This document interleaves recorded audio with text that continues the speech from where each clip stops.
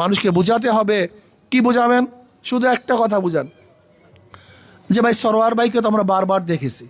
কি দেখি নাই? চারবার দেখেছি।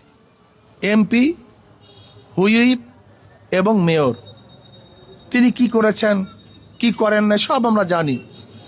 যদি দ্বিতীয়বার আবার নির্বাচিত করেন, জনগণ করবে, কিন্তু কি করবে নির্বাচিত হলে সবাই আমরা জানি। কিন্তু আমাকে একবারও দেখেননি। আমি কি করতে পারবো আপনারা এখনো আমার বাস্তব রূপ দেখেন নাই। শুধু একটা বার পরীক্ষা করেন, একটা বার।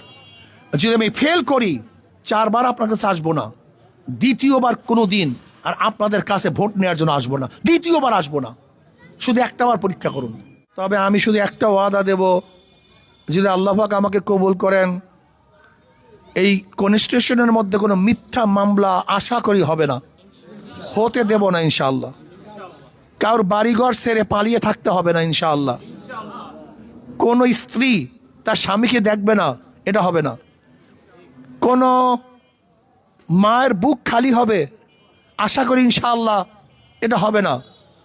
আমি চাই না একটা মিথ্যা মামলা থাকুক, আমি চাই না জুলুম হোক, আমি চাই না মানুষগুলি কাঁদুক, আমি চাই না কোনো মায়ের বুক খালি হোক, আমি চাই না কোনো স্ত্রী বিধবা হোক, আমি চাই না কোনো সন্তান এতিম হোক।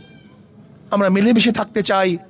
আমি বিশ্বাস করি ইনশাআল্লাহ যদি আল্লাহ পাক আমাকে কবুল করেন, অবশ্যই ইনশাআল্লাহ আমি জুলুম মুক্ত একটা দেশ গড়ার, অঞ্চল গড়ার চেষ্টা করব। আল্লাহর জমিনে আল্লাহর হুকুমত কায়েম করার চেষ্টা করব, গরিবদের পাশে থাকার চেষ্টা করব, সমস্ত মানুষের অধিকারকে ফিরিয়ে দেওয়ার চেষ্টা করব। আল্লাহ আমাকে আমাদের সবাইকে কবুল করে নেন।